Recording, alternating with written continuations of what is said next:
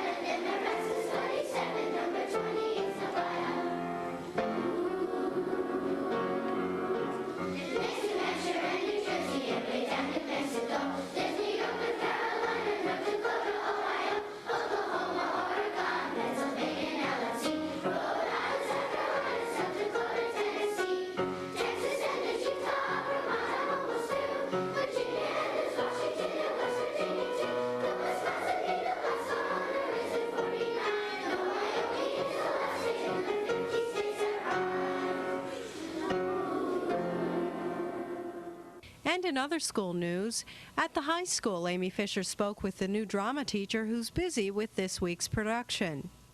Today I'm in the East Brunswick High School auditorium with Mr. Charles French, who is our drama teacher and English teacher. Hi, Mr. French. Hi, how do you do? Nice to see you here today. Now you're preparing for your first drama club production at East Brunswick High School. Can you tell us what it will be? The Importance of Being Earnest by Oscar Wilde.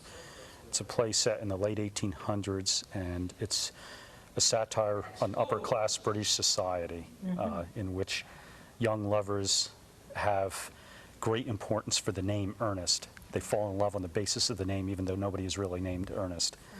And it shows a lot of the superficiality of the times, but it's very funny as it's being done. Oh, well, that's good. How long have you been rehearsing for this play? Since mid-October. It was cast in early October, and we started the rehearsals in mid-October. And how many people are in the cast? There are 9 in the cast, and we have a ton of people in the crew. A variety of people have come in and out with various jobs. Well, can you tell us when the play will be given? On December 7th and 8th, here at the auditorium at East Brunswick High School at 8 o'clock. And how do people get tickets? There's $3 for students, $3.50 for adults. We will have a number for reservations. Unfortunately, I don't have it for you right now. I can give it to you, though, a little later. Will people be able to buy tickets at the door that evening? Absolutely. That'll be no problem. Okay, and we also want to remind our senior citizens that admission is free for them at all times. And we'll be looking forward to seeing the play. And now we're going to see a little bit of the rehearsal in progress. Very good.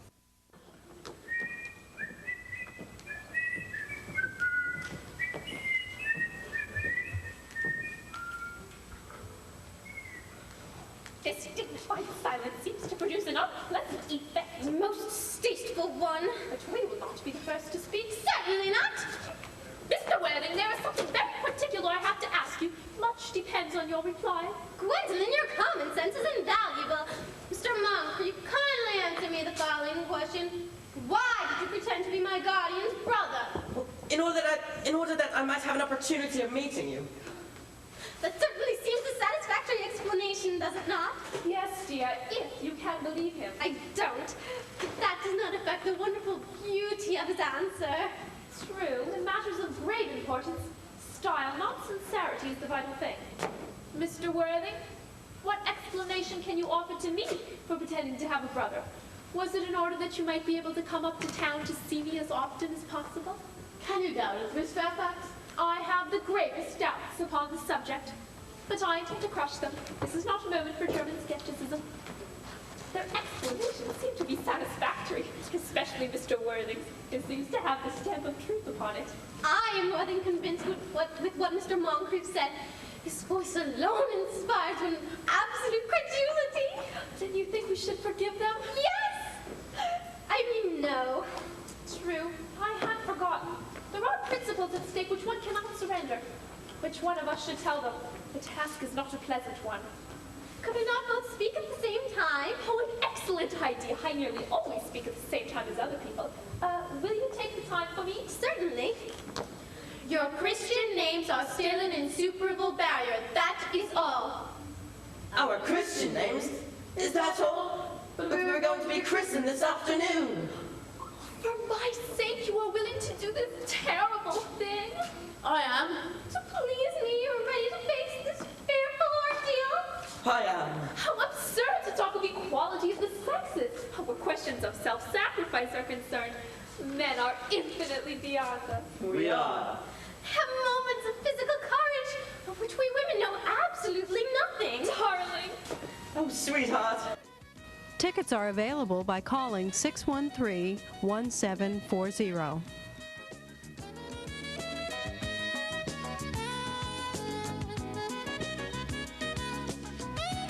Next month on Let's Talk Health, Ken Schauhub speaks with Dr. Leonard Siegel, director of Robert Wood Johnson Medical School's Lyme Disease Clinic. In addition to discussing the latest information regarding Lyme disease, they talk about other diseases of the joints. I'd like to talk about the different types and some of the new approaches towards joint disease. But let's start, first of all, with some of the different types. I know some are more severe than others.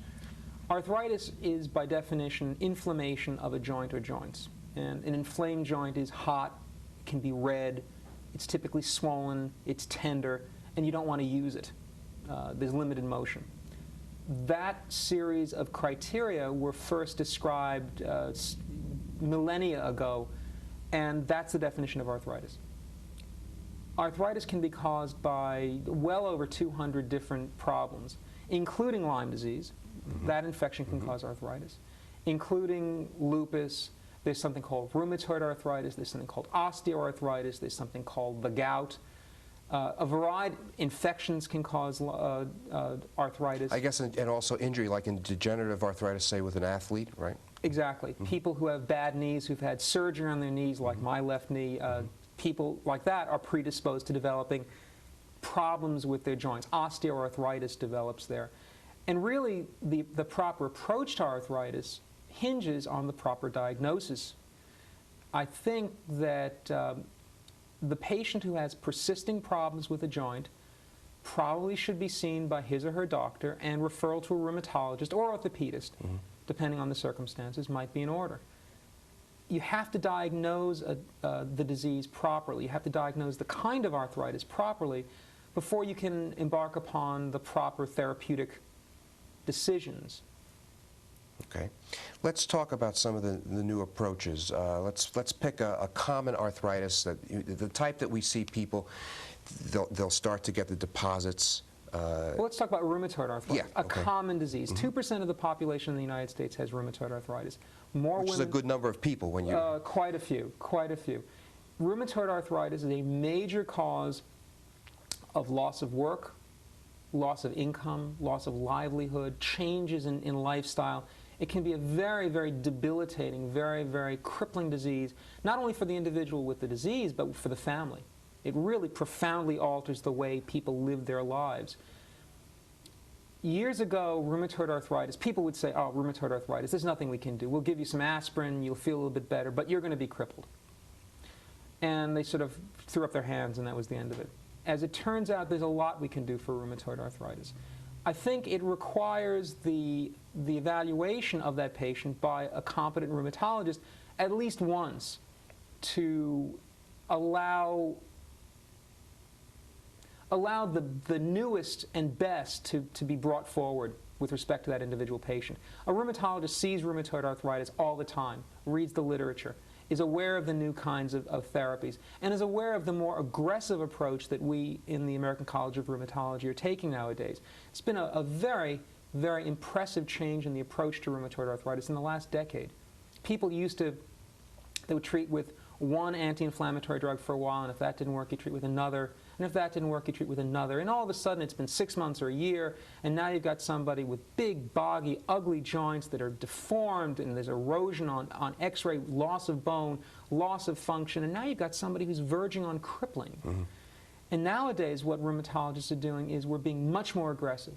We say to ourselves, I've got a patient who's got rheumatoid arthritis. If this person, and we did this today in the clinic in fact, patient does not respond to that first course of anti-inflammatory drug, you start looking into what are called second-line drugs, drugs that don't only suppress inflammation but try to alter the disease in itself and basically stop the disease, not just suppress the disease. It's a different approach to therapy. We're much more aggressive.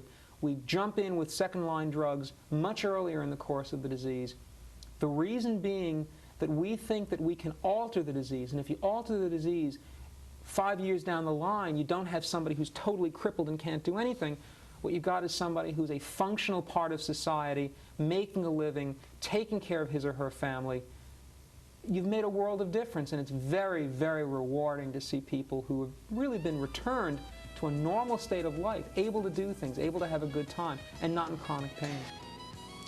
For more on joint disorders, see Let's Talk Health in January. Hello, I'm Sharon Karmazin, Library Director, and I'm here to talk about a very exciting project that the library is involved with this holiday season. Our project is called Books to Keep, and it's being sponsored by the Libraries of Middlesex, which consists of all the public libraries in Middlesex County and Middlesex County College Library. What the libraries are doing is collecting books for distribution to needy children throughout the county. We're going to be working through local social service agencies such as Head Start programs, soup kitchens, and daycare centers. And through those groups, we're going to be reaching children who, unlike ourselves, don't have books of their own. We feel that books are as important as toys, food, clothing, and other things that we give as gifts during the holiday, so we want children to know the joy of having books the way we do. For this, we're asking that people in East Brunswick contribute new or like new hardcover and children's books for distribution. If you don't have books at home, we're also accepting contributions of money, and there are contribution envelopes available at the library. All you need to do is bring your book contributions into the library anytime between now and December 15th. There's a big collection box at the front door, and you can leave them right there.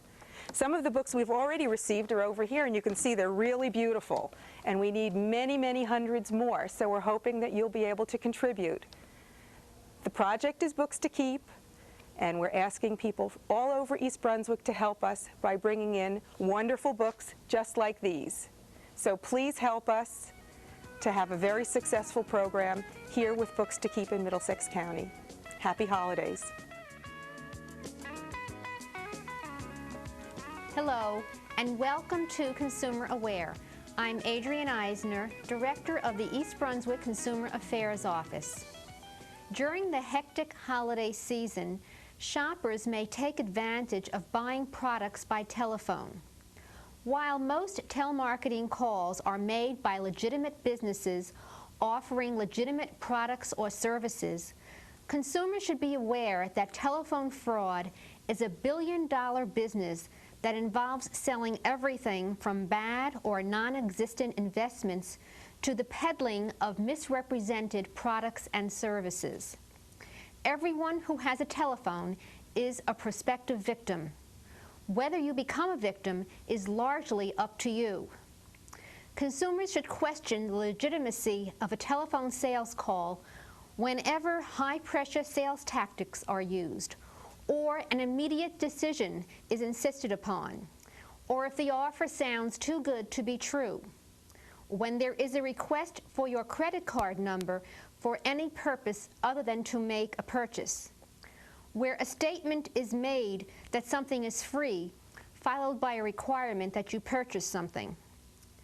When the investment is presented as one that is without risk, or there is an unwillingness to provide written information or references that you can contact.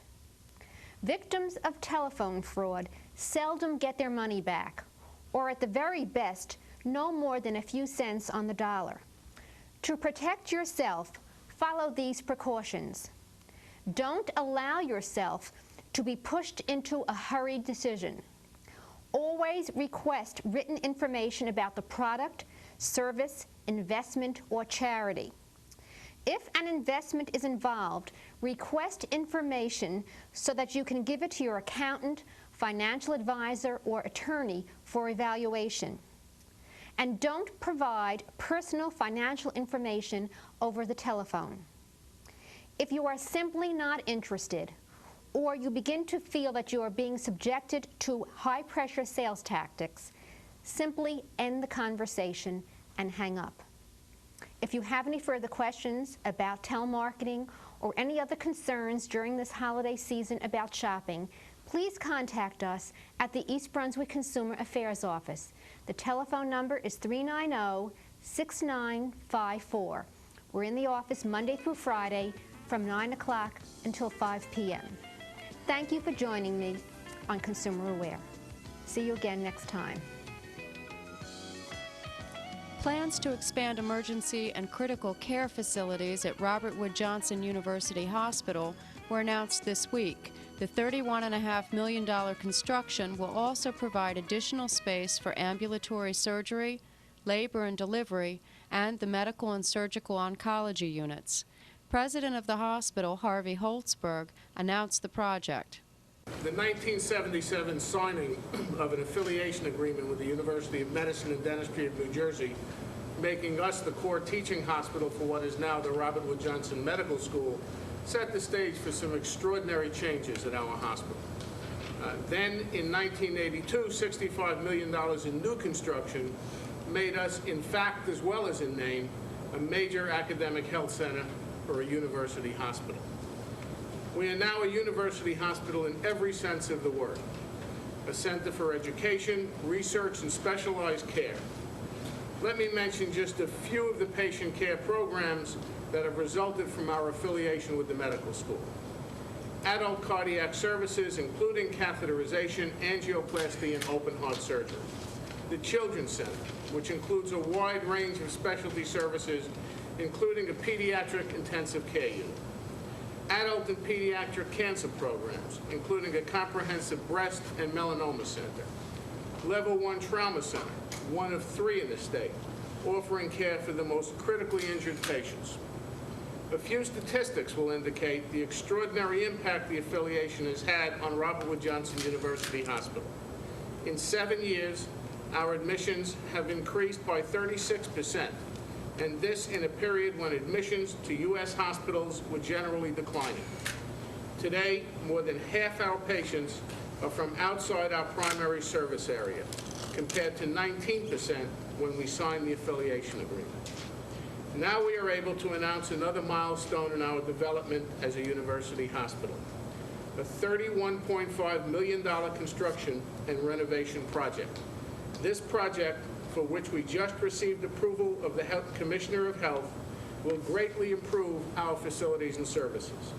The major element in the project is construction of a 4-story building on French Street, which is scheduled to begin next spring and take about 24 months to complete.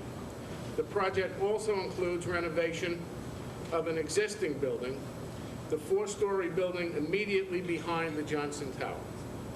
The new French Street building will contain an extension of our emergency department, doubling its size, an ambulatory surgery suite with 4 operating rooms, adult critical care beds, and beds for cancer patients. The location of ambulatory surgery in the new building will make it possible to renovate the 3rd floor of an existing building where ambulatory care beds are now located, and that will be renovated as a labor and delivery suite.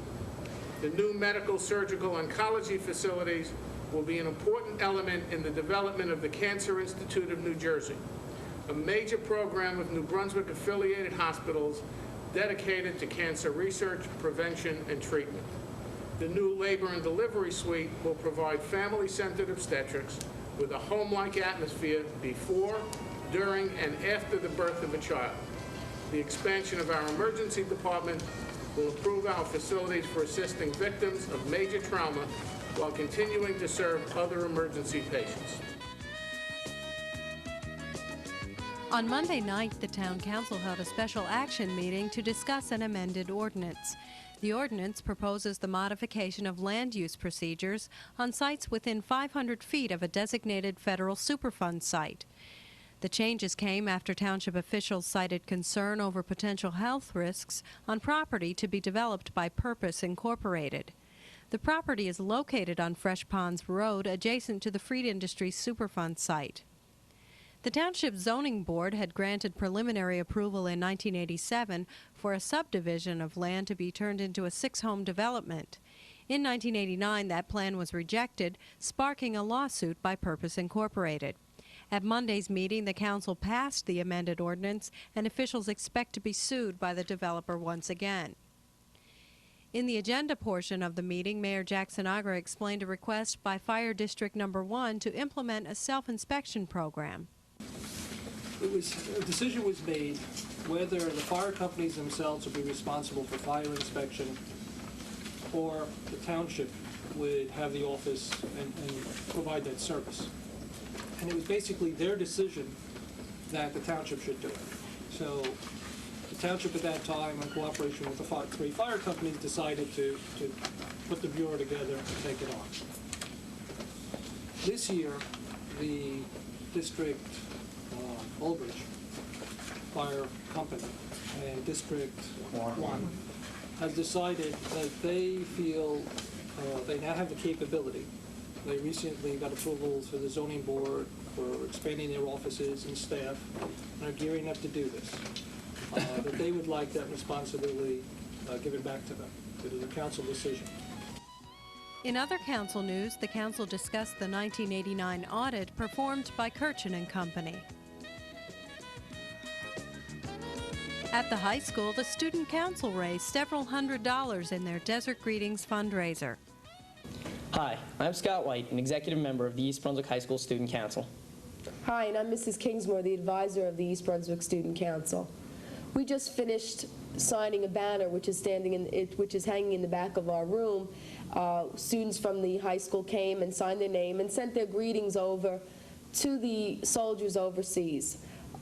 We also finished packing today boxes of items that we're going to send to the soldiers as a culmination of a project that has been going on within the community and within the school for the past 2 weeks.